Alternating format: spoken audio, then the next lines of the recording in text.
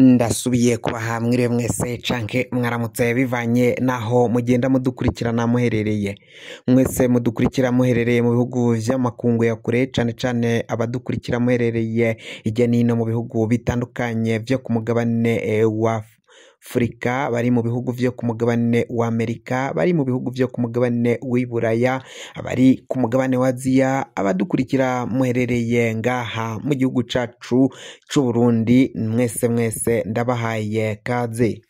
Fyonda subscribe nibukoresha ururimi rw'icongereza canke nibukoresha ururimi rw'igifaransa, fyonda sabone, urafyonda no kwa kantu kameze nk'agakengeri, amakuru n'ibiganiro dutoza umwanya ku mwanya bizajya bigushikira aho uzoba uherereye hose. Amakuru ariko arava mu gihugu ca Repubulika Iharanira Intwaro Rusange ya Kongo, biravugwa ko imigwano yasubiye kubura, imigwano yiriwe iriko irabica ngaho mu bice vya Kicanga, abari ngaho mu bice vya Sake, aho M23 ivuga ko igomba gufata ivyo bice, ico gisagara ca Sake ikagishira mu minwe yaco, aho vyavugwa ko rero ico gisagara kigenzurwa n'ingabo za leta, ingabo za FARDC, ariko umutwe wa M23 ukaba uvuga ko ugiye uriko uragwana kugira ngo wongere usubize ivyo bice mu minwe yabo canke mu maboko yabo, aho biri kuvuga ko rero mu gihe igice cya Sake caba gifashwe, mu gihe cyaba gifashwe haba ari nko gufungira amazi n'umuriro igisagara ca Goma, igisagara kirimwo ibiro vya politike, abategetsi batandukanye, bivanye nuko iyo ntara ya Kivu y'uburaruko, aho igisagara ca Goma niwo mugwa mukuru w'iyo ntara. Bikaba bivugwa ko rero ubutegetsi mbere n'abandi batandukanye, inzego za leta za politike barizwa ngaho muri ico gisagara ca Goma. Kuri ubu ngubu M23 biravuga ko mu gihe yoramuka ifashe ivyo bice vya Sake, amakuru akavuga ko haba ariko gufunga amayira, imihanda, amabarabara yinjira mu gisagara ca Goma. Igisagara ca Goma caba gifungiwe amazi n'umuriro, kuko bitunga abanyagihugu n'ubuzima bwose bwo muri ico gisagara ca Goma, cane ibifungurwa, ibiryo bitandukanye biva muri ico gice ca Sake, kuko niho babasha kwimbura canke gusarura umusaruro mwinshi utunga abanyagihugu bo muri ivyo bice vya Goma. Barabona ko rero mu gihe M23 yoba yafashe ico gice ca Sake, biribonekeza ko leta n'ubutegetsi bwo shira igitutu, abenegihugu boshira igitutu kuri leta kugira ngo leta yemere ije mu biganiro biyihuza n'uyu mutwe wa M23, kandi ivyo biganiro bikaba bigomba gushigwa mu ngiro, gushigwa mu bikorwa, kuko baragiye bagirana ibiganiro bitandukanye bagapfundika amasezerano. Ayo masezerano ariko ntahave yubahirizwa nk'uko amakuru agenda abivuga. Leta ya Kongo rero ngo yamanukanye indege kabuhariwe harimo na za Sukhoi yahawe n'igihugu c'Ubudagi.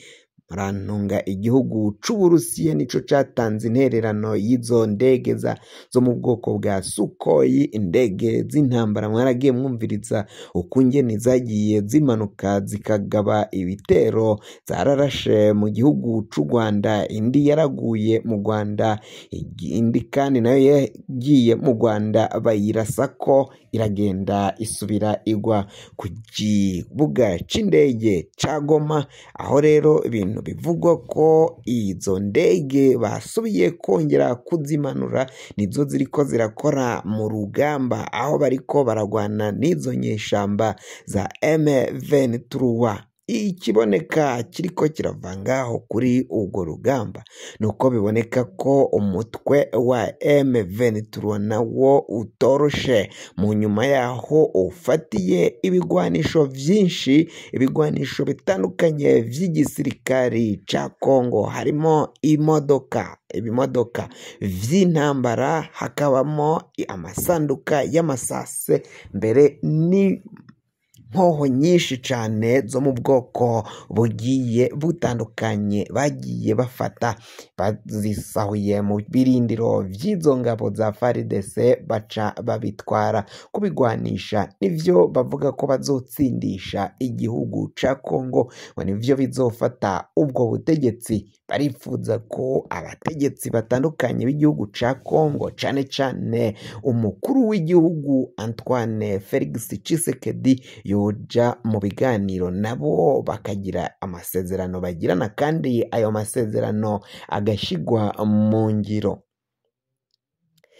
Koloneli Nanga, uyu ni Koloneli Nanga yaciye avuga ko rero nabo baciye bagumuka ko bagomba gusubiramo amatora, bikavuga ko umukuru w'igihugu Antoine Felix Tshisekedi Chilombo yaciye yiba amatora, bakavuga ko ari kudeta, yakoze kudeta electorale, ko ivyavuye mu matora ataho bihuriye n'ukuri kwatangajwe, cyangwa ivyatangajwe ataho bihuriye n'ukuri kwari kwabereye kuri tere.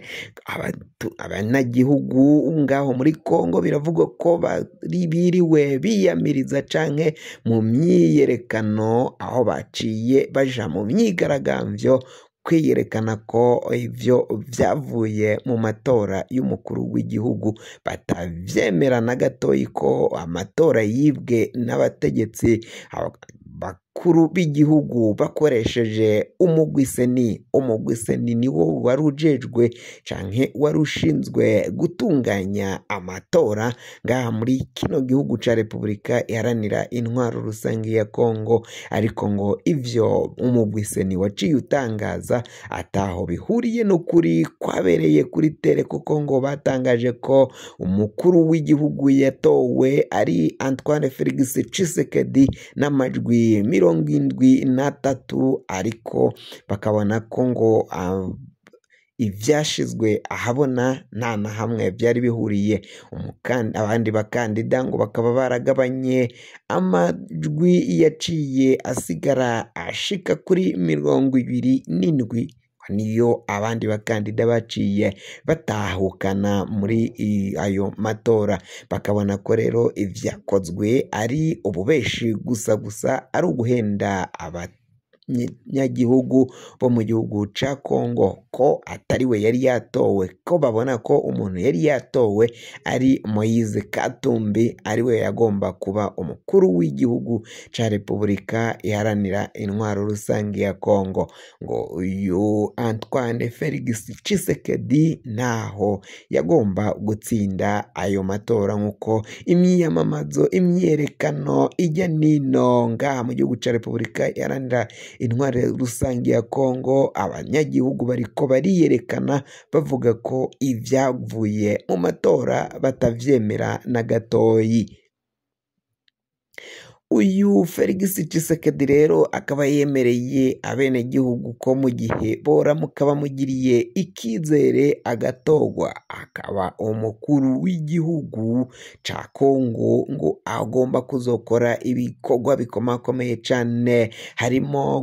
kugaba ibitero mu gihugu cibanyi c'u Rwanda, igihugu yagiriza ko arico gishigikira inyeshamba zimugwanya. Izo nyeshamba zikaba ari iza M23. Akaba avuga ko rero azosaba inama nshingaamategeko ngaho mu gihugu ca Kongo ikamuronsa canke ikamuha uburenganzira bwo kugaba ibitero mu gihugu c'u Rwanda, mu gihugu kandi ngo azobigabayo yibereye mu gihugu ca Kongo, aho ngazoba ari mu gisagara ca Goma, akarasa mu gisagara ca Kigali mu mugwa mukuru w'igihugu c'u Rwanda. avuga ko abategetsi b'u Rwanda aribo babiko agomba kuzova ku butegetsi ahejeje gukurako nyakubahwa Perezida Paul Kagame w'u Rwanda.